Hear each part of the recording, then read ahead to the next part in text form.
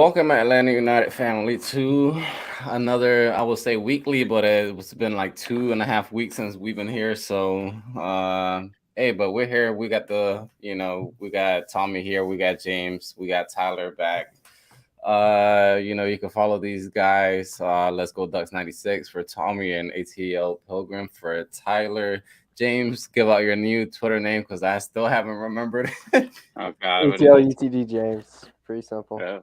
All right. So yeah, give these guys a follow. The biggest news that we've had, regarding Atlanta United, within the past 2 weeks, basically has been new president and CEO being appointed. Well, technically the same position, but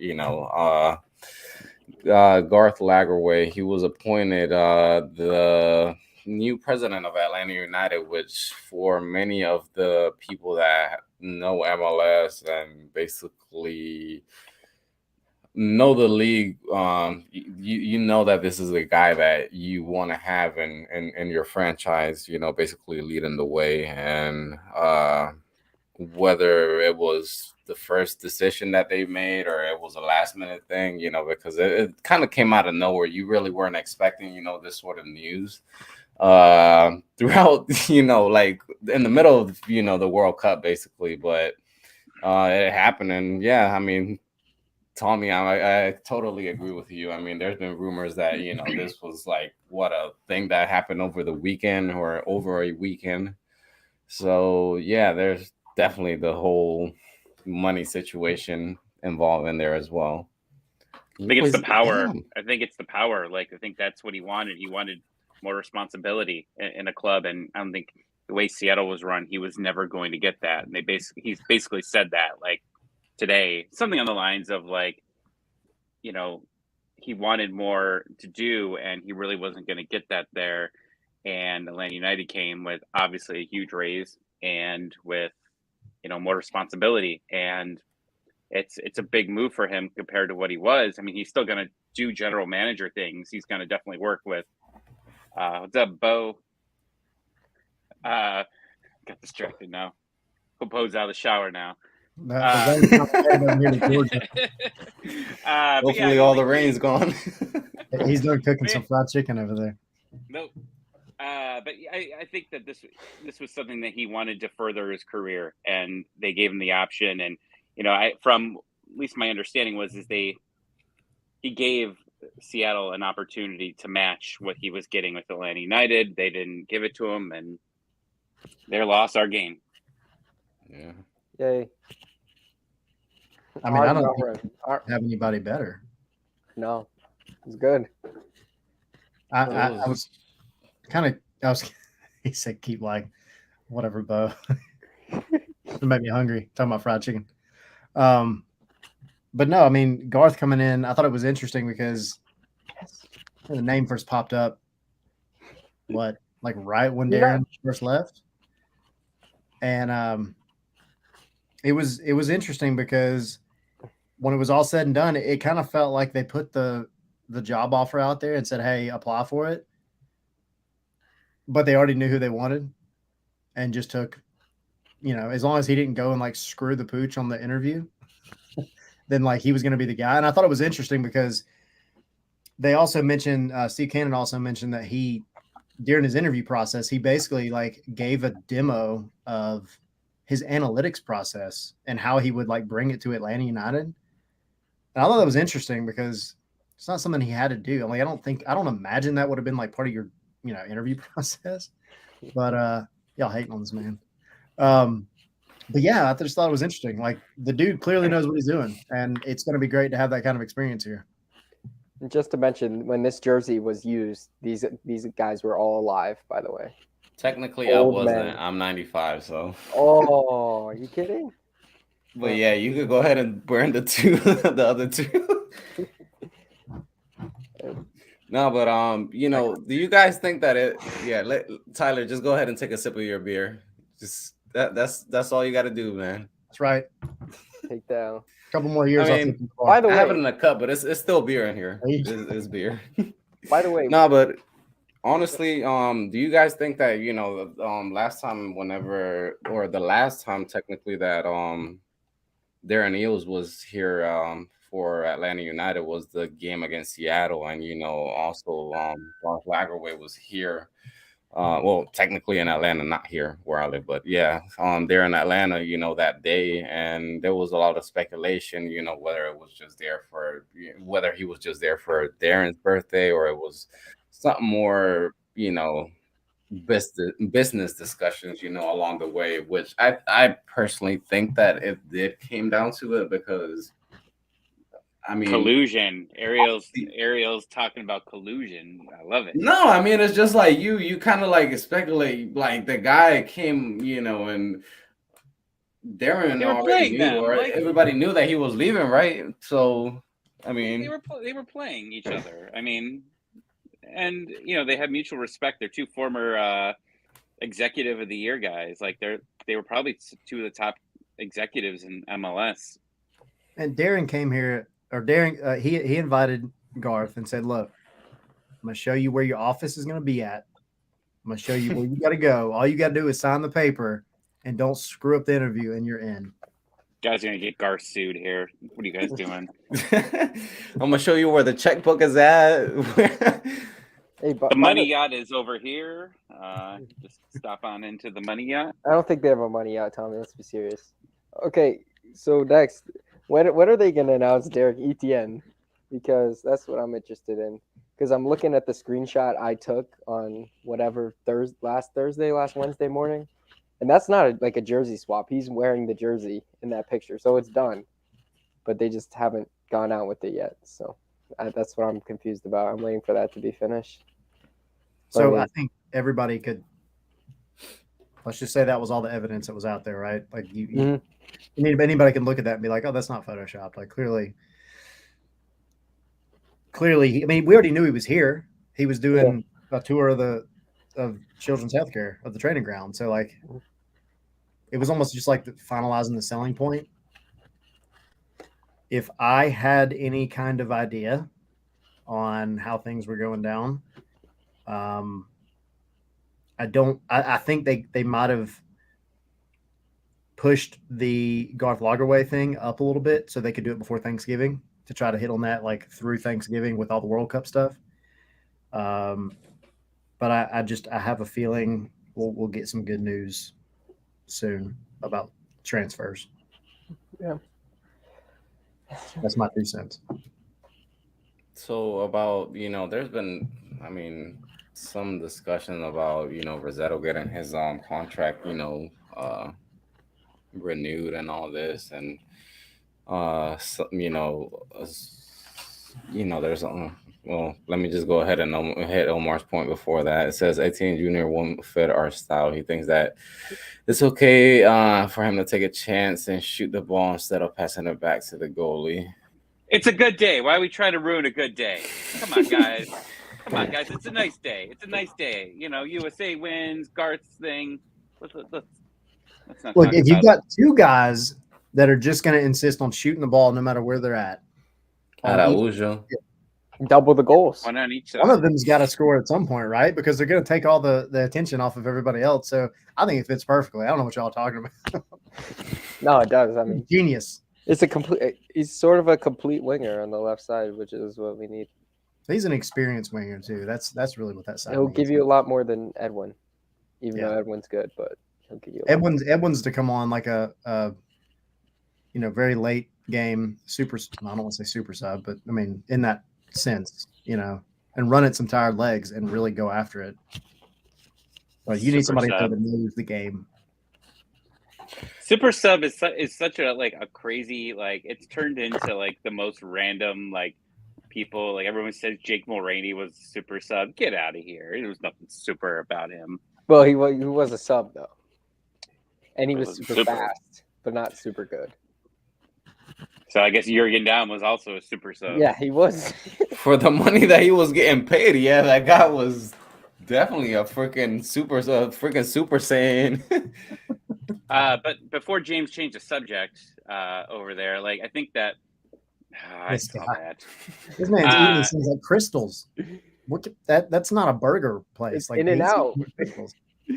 Doug Robertson asked a question today, and it was like something on the lines of like, has Atlanta United asked you to like basically spend less money than what we've been spending? It was like something ridiculous A Doug about like, question. yeah, it was a Doug question, and then he's like, yeah, like, and I don't Sorry. remember the exact wording, but like Garth was like, they didn't ask me to come here and then tell me that I wasn't going to spend money, like. But like that's what Garth does is like he's gonna get good deals. At the time of overpaying for people, like I bet you like he already had a write up like ready for Boca. Like Susie walks in and goes, "Here's for renewing Rosetto's contract. This is your first warning," and then walked out of the room. Like that's probably what he did with that contract. But like that's I think that the time of overpaying for people to come here is going to be done. They're not going to do that anymore, and he's had a history of that. Of not overpaying people at Salt Lake and Seattle, finding good deals on those guys, finding those mid-tier guys, and not breaking the bank for them. And we've had quite a few guys over the years that are right at that threshold that are just being paid ridiculous money that don't produce. Emerson Hyman, Rosetto, Jurgen Damm. I know there's another one that was up there that was getting paid crazy. I mean, even Eric Brad Lopez, Guzan. bro. Oh, Eric Lopez. And Yeah, I mean, that's ridiculous. pick a name, really. Yeah. And then you don't want to pay Julian Gressel or some of these guys that really needed to stay, really wanted to stay. It's wild to me. I apologize to friend of the show, Doug Robertson. I meant no harm. Friend of the show. One-time death. It's a totally different culture. Like the culture is going to change here in the minute he takes office. Like as far as what they plan on doing with the roster and how he wants to do things. Like, I mean, we've talked about it on Spaces. Like Felipe straight up said that Atlanta United was still being run as a startup company. Like, and they've got one analytics guy, one couple scouts. Like they never expanded, and like these things don't count against your salary cap, right? Like, so why not spend the most money to succeed here? And Seattle, from my understanding, had a very extensive analytics system, and they had a bigger scouting department. So he's going to go out there and spend money immediately on those type of things, and that's really what they need. I mean, I think they've got a couple scouts and said, look at Argentina and Argentina only. By the way, he did leave that Sounder squad in shambles, and I'll leave it at that. But they also just won the Champions League too, so yeah, fair enough. I mean, I don't know. I would take that. But also, that wasn't on him. Not making the playoffs the same year that you win Champions League. I'll definitely take that. I mean, it's a fair enough. Like, but remember, at the end of the transfer window, when they interviewed him, this was like right after Darren announced that he was leaving. Everybody was keeping an eye on him, and when he did that end of the transfer window conference, they said, "Why didn't you make any moves?" And he flat out said, "Because we didn't have the money." And they said salary cap, and he said no. So Seattle wasn't offering him the money to go out to spend to make the roster better. So that's not on him. That's on the franchise. And he's always said that he's had to work with a very strict budget over there. He's just done very well with it. I mean, even with the youth, I mean, I still remember that game that they played, I think it was last year, where they had to start like 3 guys under the age of like 18. And didn't they win that game? Like, I'm pretty sure like they won like 1-0 it wasn't or something 3. like that. It was like almost not under 18, but it was almost an entire like B team squad, and they won. Yeah. Yeah. I mean, he knows how to find value, and we've already got a good academy that, that he's going to be able to take a hold of there. So now it's just cleaning up this roster. And I think that they're going to be able to make a lot of changes this season, but next year is really when a lot of these contracts are going to fall off. And then you're really going to be able to see what he's going to do with a lot of that money.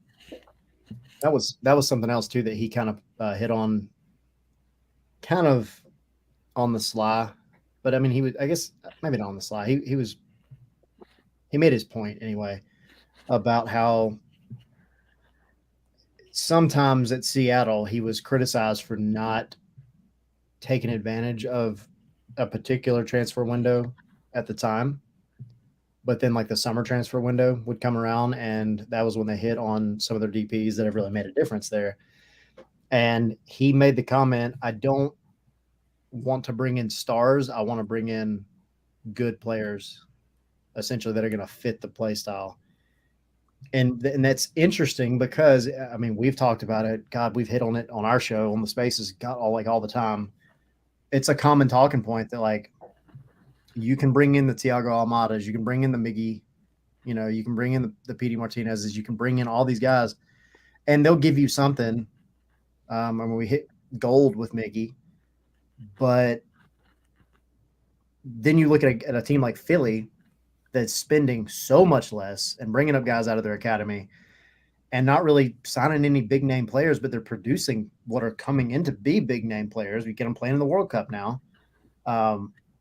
They're making a big difference with none of that money, but they're fitting in the right players for what the team needs. And if Atlanta can do that with the budget they have, that's going to be insane.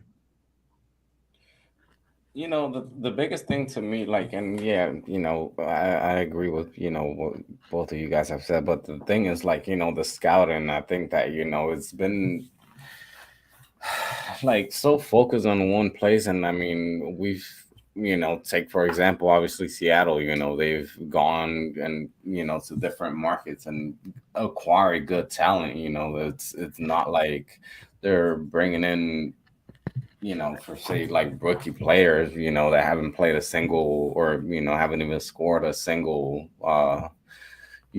career goal, and they're just trying to make a name for themselves. And that's something that hopefully he's able to bring that as well. I mean, the money and everything, like the infrastructure, everything is there for him, to be able to make this like the super club that Atlanta United claims, that it wants to be. So it's a matter of time. And I think essentially the next year, like this next season, 2023, personally, I'm hoping for positive result. I'm hoping for playoffs. Obviously, I feel like whether you have somewhat of the same roster that you have this year, whether you add a certain pieces or you just flip things around, I think that with this team that you have right now, you should still be able to make playoffs next year. I don't think that there's quality, there's talent. There's just things that we're just unlucky, honestly, in a lot of games. There were just missed calls when it comes to referees, when it comes to just not finishing, defending mistakes. It was just little things that if those things, that make a difference, whether, it's inches or centimeters when it comes to the, to soccer. And obviously, if they're able to fix those mistakes, I think that they're going to be in a good position next year. But either way, you add a new president, you add, new ideas, you add new scouting, you add everything that you could possibly add to make this team better, not only on the field but off the field. You're in a good position for call me crazy, but I think by the time that 2026 hits and the World Cup is here, Atlanta United is going to have won MLS Cup and is going to be fighting in those top spots in the CONCACAF Champions League, because that's honestly the position that they have to be. There's no other way that you could, be this team that has all this money, has this nice stadium, has the fans that back them up, and not be literally playing for the top spots in CONCACAF. I agree, but that's the thing. You have to look at it that way. If you're Atlanta United, like, you can't accept any less than that, because you've had 3 years now where you have, honestly, like, they don't want to admit it. Nobody wants to admit it, but like, you've settled over the past 3 years for the results that you've had. Like 2020 sucked, period. Like 2020 was a crap year for everybody in the world. not just soccer. 2021, we saw some bright spots, whatever, and then 2022 comes and unlucky injuries, whatever else, whatever, you want to put it on. But at the end of the day, you look back at any match that was so close and you think, man, have we won that match? Have we got a result out of that match? And we would have been in the playoffs. If you make the right moves now, even if it's not ones that Garth is really dead set on hitting right now, you make just a couple of tweaks and you're there. And then in theory, it should just be upward movement. In theory. Yeah. I got you. Omar with the comment that says it's sad how much we spend in players and not a single one is in the World Cup group stage. Bro, Ahmad's still in the group stage. And Robinson was hurt. Yeah. Technically, I mean, he would have. Look, and we're gonna get into the U.S. national team in a little bit, but you know what? Fuck it. We're just gonna get into it. Yo, what the fuck is up with Zimmerman, man? Like, is it Nashville? Is it just? I mean, like what? Look, I haven't really discussed this with anybody, but like the PK that he gave away, that foul that he gave against Wells against Gareth Bell. It's pressure. You don't see Miles Robinson do that. Honestly, in all honesty, you don't see him doing something that stupid. Caleb Wiley I get it. Look, man. Look, I get it that Gareth Bell is like the experience, and everything plays out and all. But come on, man. Zimmerman was just naive in that. Just playing it stupid, honestly. Maybe if that attack played well, bro. I mean, still, at the end of the day, the attack sucked for like 3/4 of the group stage, which is not helpful. But Sydney today on her Spaces predicted they were gonna win 3-0, and I said they only had 2 shots on goal total in 2 games. I said 1-0, and I was right. Parker started laughing.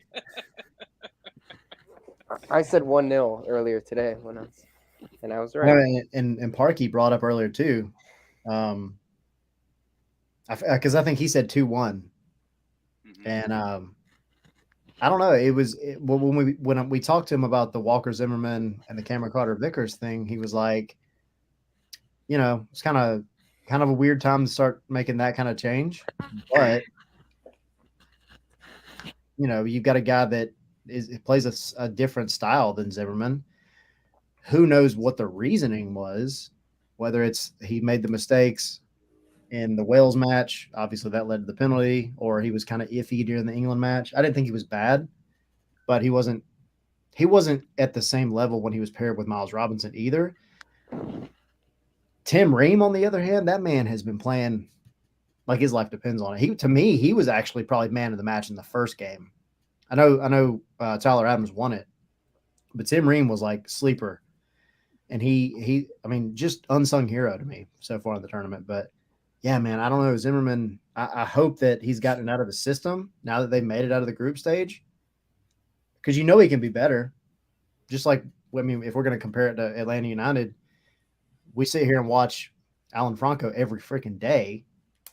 And he's been here for 2 seasons now. And he started off both seasons looking like a USL player. Trash. Say that, but and then he all of a sudden figures out how to play football in the second half of the season. And I like the guy, but you've been here for 2 years and you played a full season total of good football. So hopefully Zimmerman can learn this quicker and figure out his pairing with Tim Ream or whoever, and they go and they beat the Netherlands. So yeah, I didn't want to get off on a tangent with the US stuff, but absolutely, like, I don't know, man. But the nerves, man, it's the World Cup. You never know what that's going to do to somebody. You can't predict that. I mean, our Rougeau spawned Zimmerman though in the Open Cup. So He did. He killed him. He murdered him. What? Bro, Oh, what? guys. We got a bot. Yeah. Oh, wow. Yes. We're big. Hey, go ahead. What? Free Verge. So I have to share this because this is the funny. When we started this, I saw this tweet and it broke me. It says official X-ray Pulisic injury.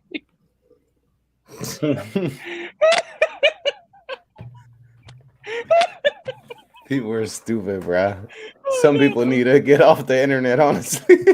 I think someone is trying to get off on the internet right now. That's what they're trying to get us to do. Yeah, man. There's no more politics. It's gonna be running around. Hey, the sacrifice was well worth it for America. It was welcome though. No, but I mean, yeah. I mean, going into the Netherlands game, you know, that the US has what this Saturday at 9, I believe, right? 10 a.m. 10. Oh, Yeah. 10, yeah. Pre-game So at 9.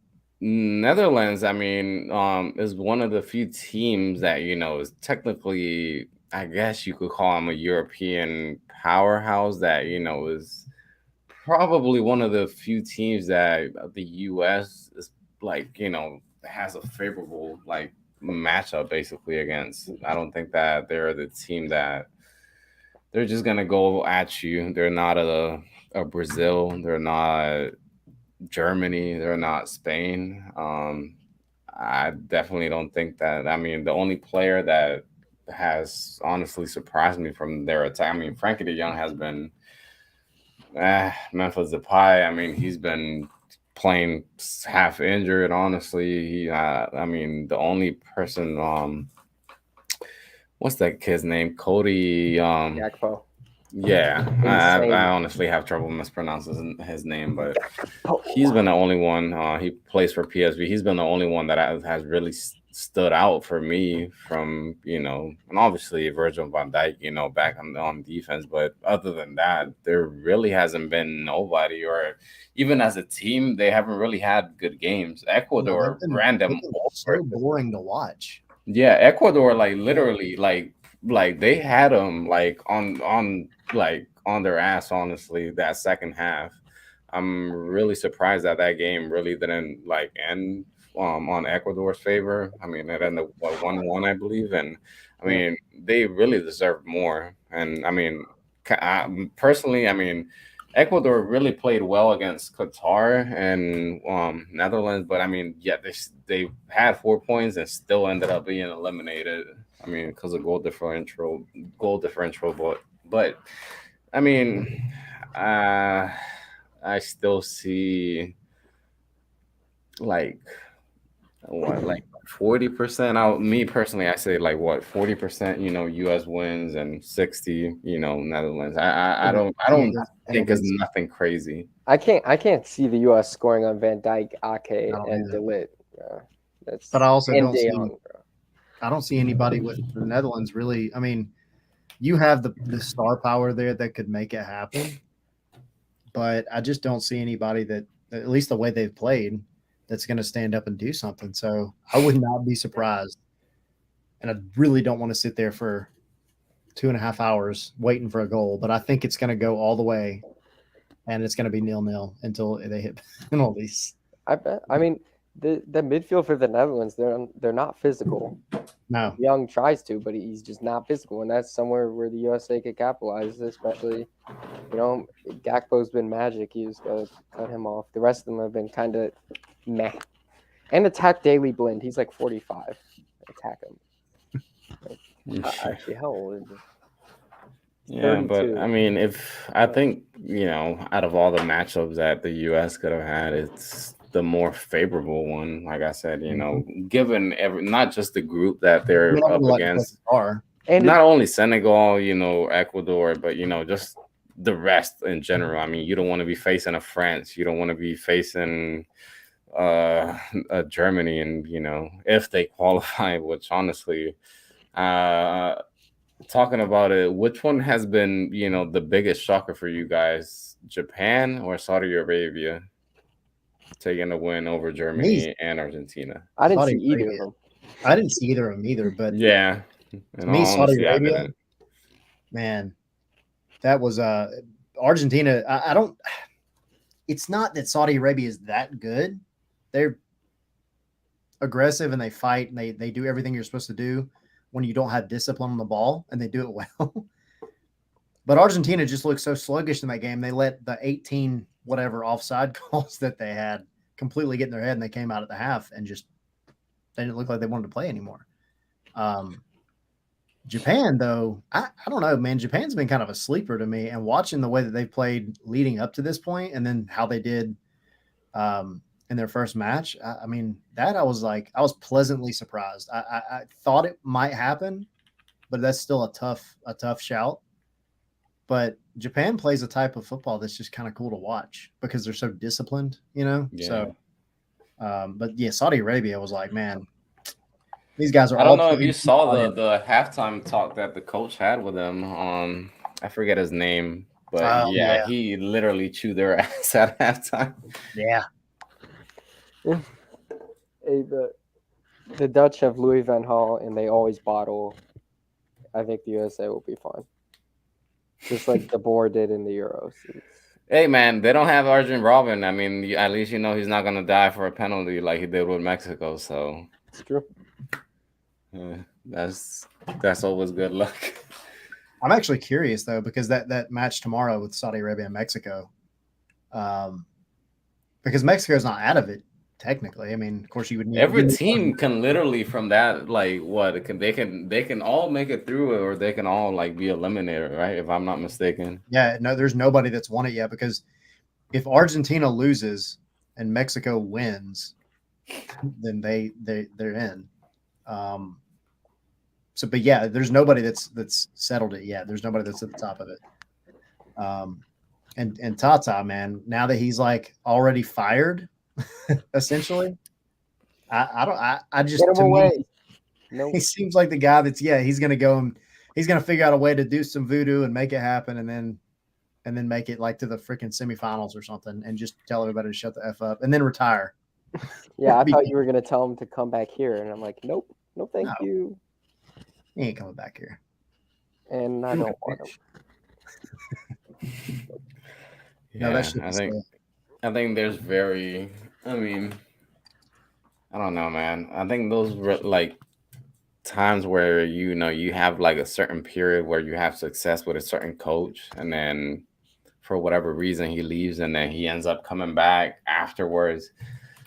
It's very unlikely that he's gonna like succeed again. One, because he's not gonna have the same players. It's a different time. You're going up against a different teams. It's just everything changes. It's not like MLS is way different from what it was, honestly, in 2018. Things have changed within the past 4 or 5 years in MLS, and I'm not saying that it's not like coaches can get accustomed to it, but it's just better to remember things in a good way, and not just have to force things. And that's the way that I see it, especially in soccer. Look at Ronaldo, man. I mean, he went back to Manchester United and they just like did him dirty, honestly. I mean, in all honesty, kind of did himself dirty too. But yeah, I mean, you could kind of split it half and half in there. But I mean, it's just there's just no point of going back. Yeah, I agree with you. Like trying to relive the glory days, it's not going to happen the way everybody wants it to, I don't think. Yeah. But I mean, I'll take him as our technical director. Bring him back and let him bring on all the South American talent that loves him, that we know is going to do well. But no, he's not coming back. He honestly, the dude's old enough now. Like I wouldn't be surprised if he retired, but he could go land where he wants to, really. But he's done it. Tommy, you're muted, bro. Oh, my bad. He doesn't like to travel a lot. That was one of the main reasons why he went to coach Mexico. He just wanted less travel. And his wife hated it here. So, James, is your homework almost done? Or yeah, appreciate it. I'm just checking. You want to grade your paper? It's almost time for milk and cookies. Honestly, I don't know. Well, we had, obviously the World Cup, the U.S., the news that we've had recently with Atlanta United. There really hasn't been any transfer news other than that fake or whatever. There was a goalie, right? Yeah, it's a twos goalie. Who cares? Yeah, I'm not even. I don't know. Unless you care about the twos like that, which you should, but like I'm not trying to downplay it. But we're worried about the first team right now at this point, right? Because the twos are going up to MLS Next Pro. I'm not too worried about their signings. If they can get a good goalkeeper that's going to stay here for a minute and eventually develop, by all means. But the guy that they're talking about, I mean, he doesn't have. He's had like 4 games. It's pretty decent. I mean, I'll probably end up watching What?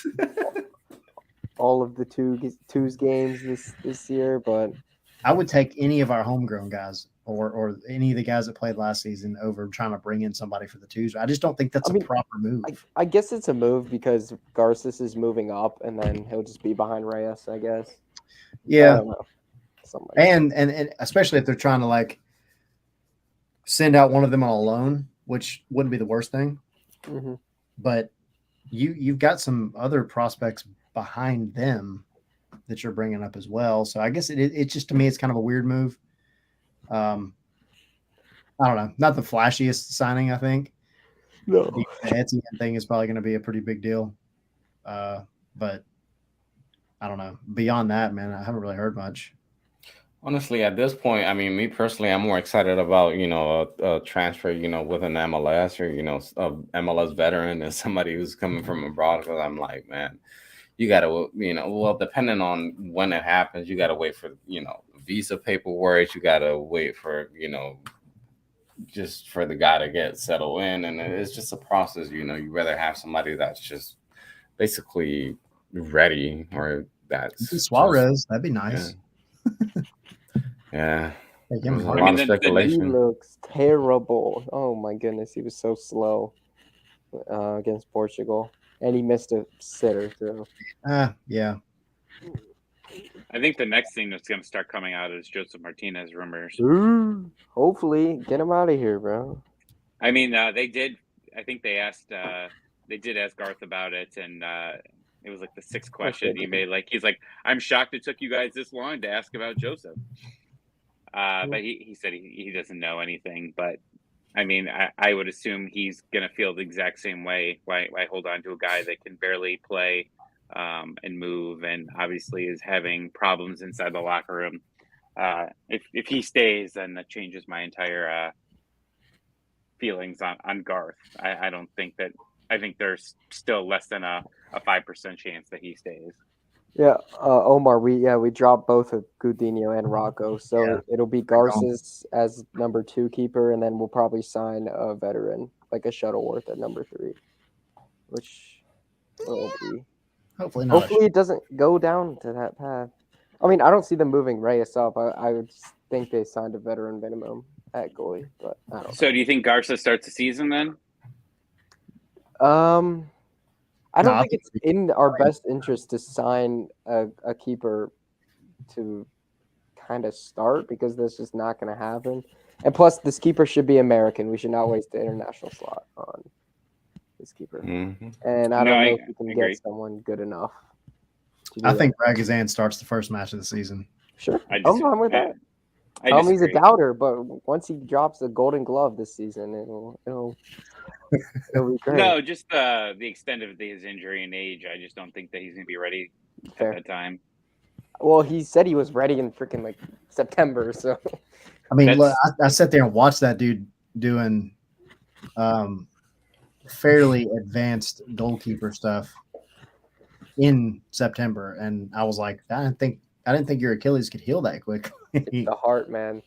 But he was out there, sure enough. And I mean, kudos to him. I hope, like, come back and prove everybody wrong, and then retire, because it's that time. I mean, not that it's that time. You go until you feel like you need to leave, but we sorely missed that experience a lot. Everybody wanted to talk about Brad up until the moment there was not a veteran over 24 on the pitch. So, they've got to think about the future, certainly. But it would be nice to have somebody back there where we know what we're getting. Yeah. And Omar, it'll be very risky, because you can end up having to throw in Justin Garces in so early in the year, and that could just go terribly. But it could go amazing, though. Or it could, because he got crapped on. Sorry, He was throw a it up. fantastic keeper. I'll say that. Yeah, because he had a back line for the twos that was allowing shots on goal left and right, and he was saving tons of them. Yeah, if he's in next, he's killing it in next. Yeah. And that team, they should win the title this year. That should be exciting to watch. Yep. They just announced there's a team coming to here in Cleveland in a couple of years, and they're not going to be independent, so they won't be associated with the Crew. So, that is was it interesting. next? MLS next? Yeah. Mm-hmm. Interesting. That's interesting. Yeah, I was shocked. Are they playing at Crew Stadium, historic Crew Stadium or whatever? No, they're going to be in Cleveland. Oh, Cleveland, yeah. I Nice. still thought they were going to be associated with Columbus, and they're not. So I didn't know there was going to be that many. I didn't know they were going to have independent teams. Thoughts out on there, Deshaun but- Watson? He's back, isn't he? Yeah, That's interesting. I do need a massage. Oh, well, here we go. Oh man, I mean, I don't know if you guys have anything else, or the guys that are in the comment section, if you guys have any more questions. I mean, predictions for the Netherlands and U.S. game. What do you guys think? I mean, Tyler, you said 0-0. They go to penalties most likely. James? 1-0 USA, I guess. I'll just go with that. That's Tommy? the only one I could say. 1-0 in extra time. Copy. For U.S.? Mm-hmm. Yeah. Read the shirt. Let's be original here. Come on. Oh, I'll be a little bit different. I'll say 2-1. U.S. wins. I'll say 2-1. From your mouth to God's ears, man. Argentina's still winning, by the way. They're winning it all. You think so? What do you? That's because that's a good one tomorrow. It You is. got Lewandowski and Messi. Well, Poland aren't good. Yeah. It should be a 2 to 3 goal victory for Argentina. I agree. I 3-1. Yeah. I wish something, Poland yeah. were good, but I'm excited for Australia, Denmark. That's the one I really got pinned down for tomorrow morning. That should be good. So let me ask you this: who has been the biggest crap show of the tournament so far? Qatar. Besides Qatar, don't say Qatar. Sorry, besides Qatar. Canada. Yeah. Oh man, really? I mean, Well, I thought look, Belgium. man, It I has to be actually watched Belgium. that game against Belgium, and I really did think that if they would have actually been a little bit more, with the final pass, a little bit more clear, and obviously, with the finishing, they could have probably gotten that, a good result. Maybe a tie. I'm not saying they would have probably gotten the 3 points, but I definitely think that they could have walked away with a point. But that second game, who they play against? Canada. They Croatia? No. Yeah, it was Croatia. Yeah, it was I think when- Belgium had bad of a flop. I mean, even De Bruyne said it. The Belgium team's too old. But I was going to say, to me, Belgium has been the biggest letdown because I think- second-ranked team in the world, they're playing like garbage. I think their age is over. They're all 30 now. They're all Exactly, old. and I mean, I'm not gonna say They should have won in credit to the. 2016. You're not gonna give credit, to the team captain, obviously, for coming and saying something like that. Honestly, but he's 100% honest. I mean, the time where Belgium could have done something was 2018. I mean, you had these guys, between 25, 30. Courtois, he made some like pretty crappy mistakes against Morocco the other day, like pretty crappy, and that's not something that you expect from him. Also, Uruguay's let me down. Hazard, I mean, he's not the player that he was back in 2017, 2018 as well. I don't know. There's still like I What think about Wales? Nobody really expected nothing from Wales, Right, Their but best I player mean, if Zimmerman didn't take him down, they score 0 goals That's true. in the World Cup. They score 0. I mean, they got shut out by Iran, got shut out by England. Like, we should have shut them out. Like, they wouldn't have had a single goal. I know they're not. We weren't expected, but they were not expected to be under Iran. They also were they had to get into a playoff to make it in the first place. So I mean, Mhm.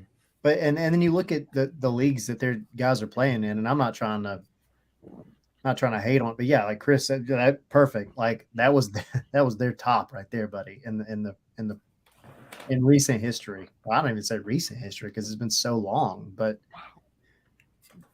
I actually think in a couple of years they could do fairly well. But yeah, I mean, I don't know. To me, yeah, Belgium was like the one that I was like, man, y'all just aren't playing up to what you should. The Netherlands, though, is another one. That's why I'm excited that the U.S. has them for this next game. Canada, honestly, I hate it, man, because that's what happens when you go out. You have all this young talent. You're speedy. You're quick. You score a goal in the second minute, and then for some reason you continue playing like a 4-2-4, and against one of the better midfields in the world with That's what Croatia. happens to the CONCACAF. Or what is it? The champions of North America. What is it? I need to go check their Twitter and see if they changed that already. I'm sure. But I mean, there's still everything to play for in every group, so it's hard. The one that I mean, I kind of have to give, but I mean, they're reigning champions though.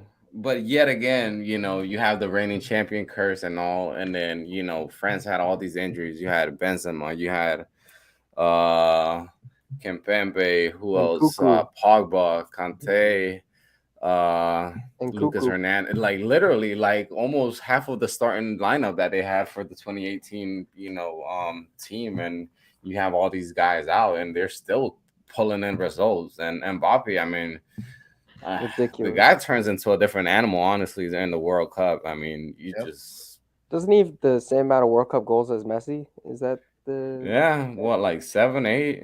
That's your I goat. thought that may be true. I know he has more already than Thierry Henry. Or Yeah, no, he's got like 7, 8, I believe. Yeah. Hopefully, I Giroud mean, scores. he's 23. I mean, the guy could easily play 3 more World Cups. I mean, if you give him 4 or 5 goals per tournament, the guy could easily shatter that 16 goal tally from Miroslav Klose, I believe. I think it's 16. Something like that. Yeah, 16 but is ridiculous. Oh my goodness. but That I guy was mean, different. you could easily. I mean, he could easily. I mean, beat that. I mean, the only thing that kind of like it. I mean, me personally, and it's like, you have that big talk about the Mbappe and Erling Haaland. Talk about them being like the next two big rivals. In soccer and all this. And the fact that Haaland doesn't, play for a big team like an international team, that he's not, in these big tournaments, it's like kind of puts, that talk like a little bit, in a different perspective, because you really don't have Haaland, competing in these big tournaments in which that kind of like shows you like a different level I would love to in these see players. in 2026 with Norway. I would love to see him in a World Cup. That'd be very interesting. I mean, I think Mbappe's better. Just straight up. Mbappe. I mean, I think honestly, Overall, I think for a but World Cup, goal scoring, I mean, as a goal scoring guy, like number 9, I mean, Haaland's a guy. I mean, Sure. you got to give him that though. Mbappe's such a good finisher, man, and Haaland's, he's in the box all the time, whatever. But Mbappe's he's got the pace, he's flashy. I mean, by the way, he's scoring all these goals and he's playing left wing for France, which is that's what I was going to say. Like, he's doing all this. This World Cup has been like completely against any traditional number 9. Anybody that's playing that traditional number 9 spot has not been great at all. Like, Mexico couldn't even get the ball to their number 9s. Lewandowski, who scores pretty much when he wants to, just can't get the service. And then, of course, he has the penalty that was blocked, whatever. He finally scored, got one. But as far as like regular number 9s, which is what Haaland would be, everybody in this World Cup has been so quick to shut that guy down, which is where your guys like Mbappe are going to come in and pick up the slack, hopefully. But that's like with certain teams, they don't have that. They don't have the other guy that's going to score the goals. Poland doesn't have that. So, nope. So There's a big game tomorrow. I mean, me personally, I see it as a big game. Ghana against Uruguay. Do you guys think that the guys from Ghana are gonna square up against Luis Suarez or not? That's the that's the biggest question. We'll have to see. Isn't that on Wednesday? That's not tomorrow. Oh wow, that's Thursday. Friday. No, Friday. Well, goddamn, I'm like 2 days ahead. Then 3. I could have sworn that was I tomorrow. read an article about tomorrow, and I was like, did I miss something? Yeah. What games are tomorrow though? Denmark, Australia, France, Tunisia, France and Tunisia, Saudi, Poland and Mexico. Argentina. Yeah. Yeah. I'm Hey, Mexico totally could lost. still make it out, which is ridiculous. Argentina's got to lose. Hey, shout out to Hector Herrera though. It's his 5th World Cup. That's sick. And Mimo Ochoa too. Yeah. Yeah. Yeah. If they're He's overrated. No, honestly, like I mean, you gotta give credit, where credit's due. I mean, Ochoa, he's been shit for his clubs and everything, but when it comes to him playing at a World Cup for Mexico, that fucking guy shows up. I mean, he fucking shows up. It doesn't get much clearer than that. Yep. I mean, 2014, he saved them. I mean, Croatia, Brazil, I think Switzerland was under. I think Switzerland or Cameroon. I don't remember who was under group. And I mean, this year he's done it against Poland. That was the save of the tournament for me so far. Was the against Poland. Yeah. I mean, you got to have a goalkeeper like that. I mean, I think that without a doubt, Ochoa has been the best goalkeeper. I mean, overall in the World Cup, there hasn't really been anybody that has stood out. I'll probably have to say Enter Valencia, but then I mean Ecuador is out. I mean, he's the one that really stood out. I mean, he's been up there, for Ecuador. I remember him fucking scoring against Honduras like twice, I think, like in 2014. Motherfucker's a menace in the box. Like he's so dangerous. Yeah. Denmark against Australia. That should be a good one. Yeah, Australia's gonna be fighting for their life. Because if they win, they're in. I don't know that anybody necessarily would have pegged Australia to make it. Mm-hmm. Well, guys, we've pretty much hit everything that we had to hit here. Don't forget to follow James at ATL UTD James. All right. Tommy, Let's Go Ducks 96. And Tyler, you can follow him at ATL Pilgrim. Also, subscribe to Filo Sports Podcast. We're on YouTube, Facebook, Twitter. And we should be here next week. Hopefully, we don't have any holidays next week. That's why we were technically gone last week. I hit up Tommy. I'm like, yo, you free Thursday? And he's like, dude, Thanksgiving is on Thursday. I'm like, yeah, you fucking right. I totally forgot. Guy. I totally had forgot that. I thought your family holiday, ditched you man. and you wanted to eat dinner on Zoom together. That would be a nice podcast. So. Sitting here Nah, with man, you honestly, talking about soccer. I ended up wasted on Thanksgiving. By I was yourself. freaking wasted. I'm sorry I Oh, wasn't yeah. there for you. Dude, my turkey, for real, it put me to sleep that night. Like I was done. I was. Sounds like a good dinner. It was good, man. It was good. I was fat. All right, let me go ahead and end this.